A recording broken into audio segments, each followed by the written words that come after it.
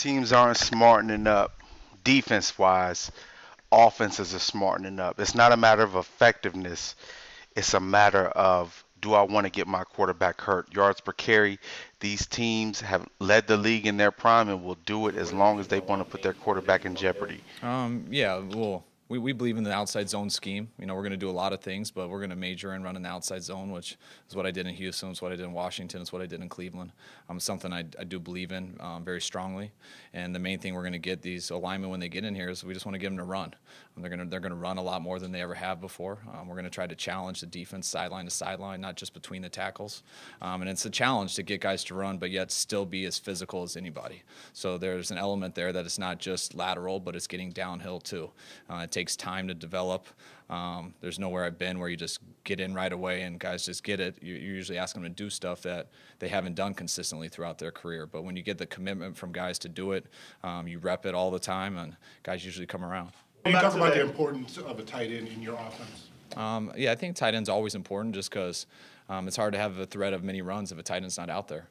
It's you'd love to go four receivers every single play, or even five receivers, but it makes it a lot easier for the defense when they know you have to throw it. The more times fullbacks go off the field or tight ends go off the field, it limits your run options, which makes you not as balanced. So the threat of a tight end who can be out there, which opens up your run game, but also is a threat in the matchup in the pass game, it makes it a lot easier for a play caller, makes it easier for the lineman, for everybody, because it's hard in this league when you become one-dimensional. I mean, the defenses are too good, coaches are good, too good, defensive lines are too good, and if anybody tease off on something, they're going to stop you. So I think it's very important to have a tight end out there so you can always have a threat of a different number of runs. Going back to that zone scheme, what's the philosophy behind it? Why do you believe in it?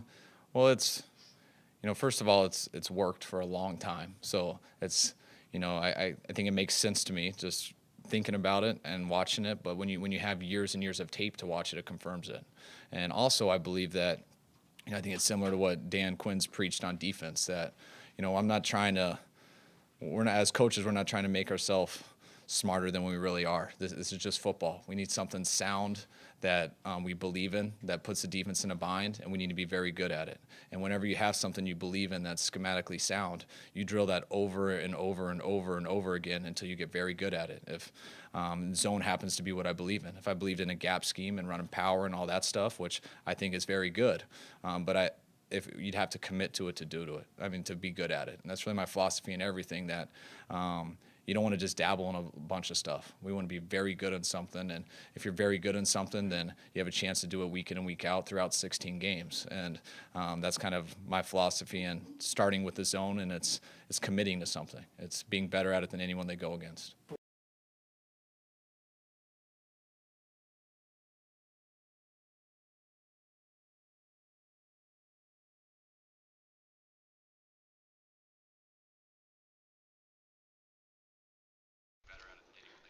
The Spice Vault is back. Head chef in the kitchen. I got Lowry's. I got garlic salt. I got everything. I got a triple decker spice rack that spin. I wanted to Spice Vault can go in any direction. I'm gonna come back with Ohio State on the Spice Vault College series, but I wanted to bring up some bullshit that was really bothering me. Just watching preseason football and reading NFL interviews, what you saw from Kyle Shanahan right there is his outlook on the outside zone, what does and what doesn't work in the NFL. So what I wanted to bring up here is maybe the number one run scheme in the NFL that's the most popular. If you go back, I think Alex Gibbs was one of the innovators of this, and this is an Alex Gibb coaching clinic video of the outside zone with Terrell Davis and the Denver Broncos. For one thing, this takes a hell of a O-line, a smart O-line, a mobile O-line. It takes a running back with great vision, but it can be done. Uh, Mike Shanahan killed with this. Gary Kubiak has killed with this. If you teach it and do it the right way, you do get reps, like he said, and you do it the right way. But the thing that I have a problem with is this. The NFL seems to think that the zone option is the way to go. I'm sorry, not the zone option. The outside zone is the way to go. Any type of zone run is the way to go. The problem that I have with this is that They think that the read option is something completely different, something foreign, kind of like the Wildcat. They think that the read option is just this college concept that will never work because the defenses are too good, but the offenses are better too. You know what I'm saying? So we got to look into this. I'm gonna slow it down right here. If you notice on these outside zone cut-ups from Alex Gibbs himself, who taught Kyle Shanahan, the guy you saw in the beginning, who's a very good offensive coordinator, a lot of things. You'll see that these outside zone runs, what they're trying to do is gain a hat. They're going one direction, right? So they're leaving the backside guy unblocked. He can never get there if you do it the right way. Some teams will actually motion a guy out or cut off that guy, but a lot of times there's really no need to, so you're gaining the hat. It gives the running back who has great vision, a la Arian Foster, Le'Veon Bell, or as you can see right here, Terrell Davis, a two-way go. He can either cut it up, he can cut it to the middle, he can cut it back, he can cut it outside. So the defense can never really be right. I really love this concept. And let's just be fair here. If I can be fair enough to say that I love this concept and I think that it can actually work, the NFL minds in their archaic mind state have to be willing to admit that what's going on nowadays in a lot of football is an expansion of this. What he said was if you get enough reps at something, you will learn to do it well. The O-line will get better. The running back will get better. Same with any scheme. He said it's simplified. Same with Baylor's scheme.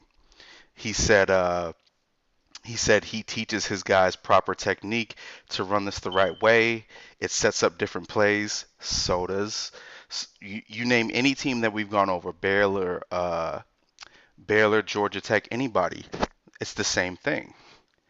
What you're noticing is that on these plays, the backside guy that cannot get to the play is just an extra hat that you gain. You don't use his pursuit, his leverage unless it's a play action boot, and you have the tight end who's coming out on that delay, which is also very effective. But this is NFL football. This is Denver Broncos championship football.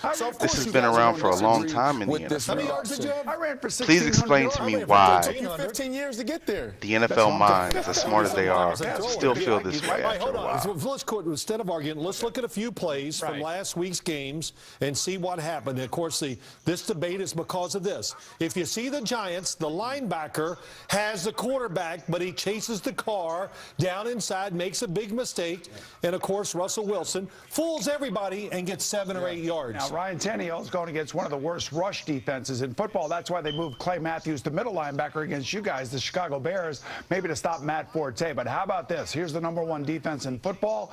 This is what happens when you attempt to run this play against a defense this fast and this sudden. Is it true that you actually flew in college coaches to teach you the read option? I did. So explain this to us. How does it work? How do you stop it? Well, most of the time it doesn't work. And then you see many games where it doesn't. I'll tell you what, the best that's ever worked in NFL history was the year the San Francisco 49ers went to the Super Bowl and played the Baltimore Ravens.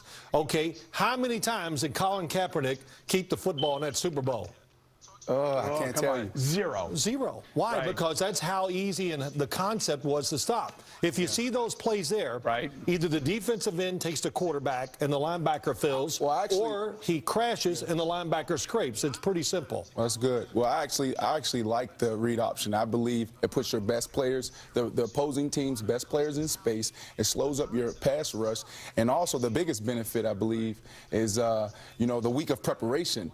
How much time you have to spend in the classroom, how much time you have to spend on the practice field. It creates chaos. You got to practice that as an offense too, though. That's what always gets me. Oh, we got to practice on defense. But that's your philosophy. That's your philosophy. That's your offense. So how's your passing offense going to be good if you're spending all that time? Because you have one-on-one. You have Mike Wallace who runs a 4-2. You have him one-on-one. Why isn't every team doing this then? Why? Because not everybody has a quarterback that can do it. Because 75% of the league has quarterbacks like you guys who can't run, who runs 5-2. Hold on. can run if we had to. But here's the thing, Ed, if you watch Tom Brady and Peyton Manning, they'll run every now and again. Yeah. But that's not the way the game is set up to be successful with.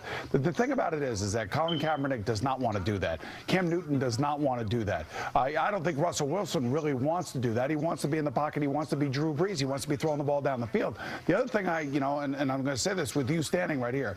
You're a wide receiver. You want the ball to be thrown to you. Why do you think Percy Harvin was unhappy out in Seattle? Why do you think Golden Tate is happy that he's in Detroit right now? Because as much as I admire Russell Wilson and think he's a tremendous football player and a great leader, that's not a passing offense. But I also can respect a great running threat because it gives me 8-man boxes and I have one-on-one outside. So I respect that. Again, okay, so if it's so unstoppable, why didn't they run it against Detroit? Why didn't it work there?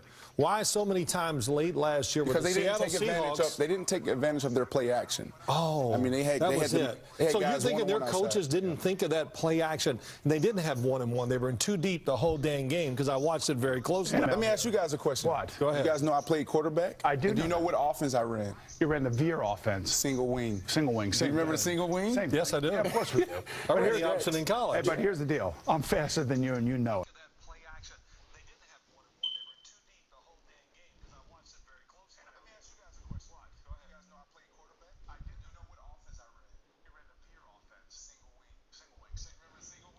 Tight ends and Cook and Kendricks.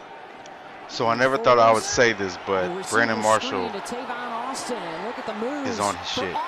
All right, so the reason why I thought about this is because in preseason, this is the land where you can waste plays and backup quarterbacks. So we see Tim Tebow running read option here for a touchdown. And we also see the Rams running an RPO right here, which is also what they call another college scheme, which is a run-pass option. And it works beautifully. You got the stretch, and you've also got the bubble up top. This is fact, man.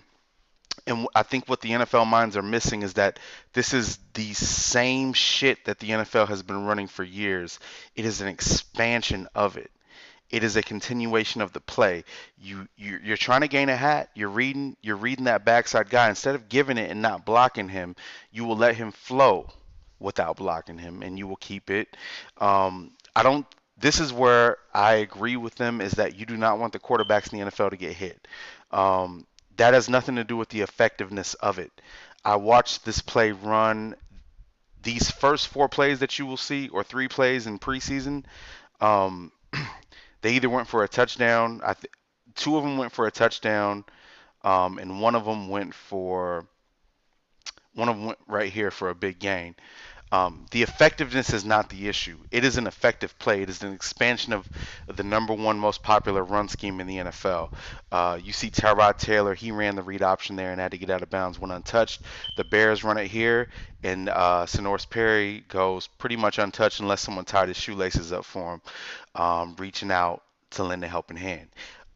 So that shit kind of bothers me, man. I think that the archaic NFL mindset is going to hold shit back, man. That's why I really love what Chip Kelly is doing right now in Philadelphia. I think that what he is doing is bringing a new train of thought to the league. You've got Kyle Shanahan, whose dad is a legend, and Alex Gibbs pretty much is his fucking godfather. It's the same mindset that goes out. Now, I'm gonna show the read option 2012 with Frisco. There's nothing opinionated here. This is not a gimmick. This is not the Wildcat. This is flat out hat count, baby. This shit makes the stretch look like travel pack, table salt, and pepper. This shit is Lowry's finest. It's beautiful. It's a seasonal blend. It's an expansion of it. It's not a foreign concept. So do not let NFL minds, when you watch the game,